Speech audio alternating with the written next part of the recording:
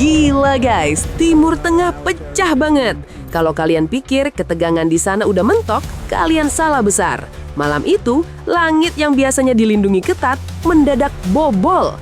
Dengar baik-baik statement epik ini. IRGC meluncurkan hulu ledak 1 hingga 2 ton, menyatakan sebagian besar wilayah langit Israel berada di bawah kendali kami. Yes, you heard it right. Langit Israel diklaim udah dikontrol sama Iran. Gimana caranya sistem pertahanan udara paling canggih di dunia bisa dibikin blank? Rudal seberat 2 ton sukses mendarat di titik-titik vital. Apa yang sebenarnya terjadi malam itu? Kita bakal bedah tuntas semuanya. Tapi, hold up dulu brosis. Sebelum kita deep dive ke kronologi malam mencekam ini, pastikan kalian udah gabung sama squad kita. Langsung aja klik tombol like, drop opini kalian di komen, dan pastinya subscribe ke Beterindo. Nyalain juga loncengnya biar kalian gak ketinggalan update geopolitik paling savage dari kita. Udah, let's go! Oke, kita masuk ke main event. Pada malam tanggal 13 sampai 14 Maret kemarin, Teheran ngelakuin manuver yang bikin dunia nahan napas. Pasukan elit Garda Revolusi Islam Iran atau IRGC nggak cuma ngirim peringatan, tapi ngirim 30 rudal balistik super berat. Guys, bayangin, ini bukan rudal petasan. Masing-masing rudal ini bawa hulu ledak seberat 1-2 ton. Targetnya bukan tempat sembarangan, tapi instalasi militer dan strategis Israel. Dan yang paling bikin mind-blowing, serangan ini dirancang khusus buat ngehancurin infrastruktur pemantauan udara alias Aerospace Monitoring Grid milik Israel. Komandan Iran dengan bangga nyebut ini sebagai kemenangan intelijen besar-besaran. Kata Brigadir Jenderal Majid Musawi di platform X, misi utama mereka sukses. Israel dibikin buta. Jaringan pertahanan mereka diobrak-abrik, bikin ruang udara Israel secara temporary jatuh ke tangan kendali Iran. Epic move banget kan? Nggak berhenti di situ guys, serangan ini dikasih kode sandi yang badass abis.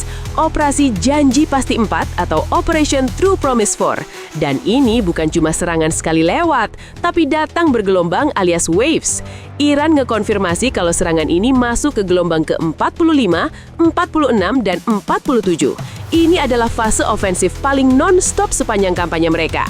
Di gelombang 45, mereka pakai amunisi tandas alias cluster munitions buat ngehantam Israel Tengah.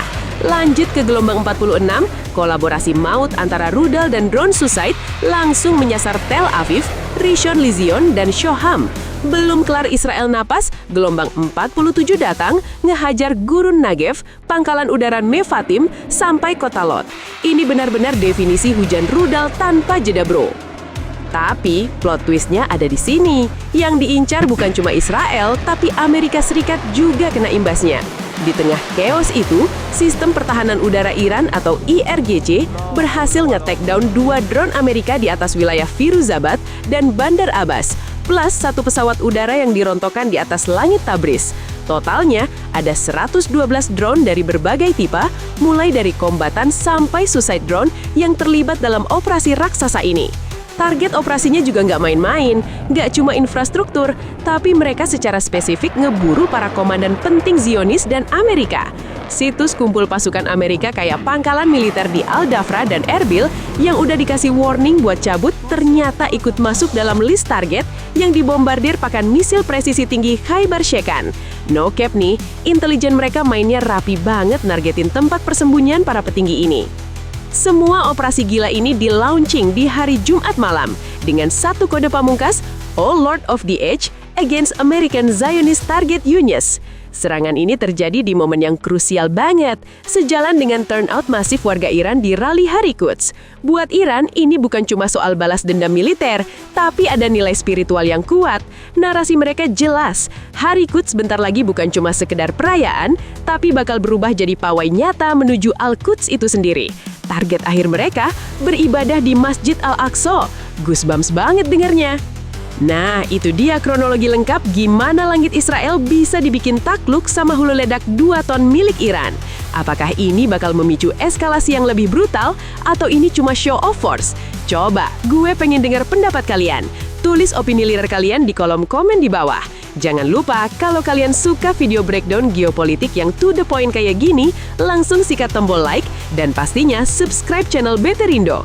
Nyalain juga loncengnya biar kalian nggak ketinggalan update geopolitik paling savage dari kita. Udah, get out!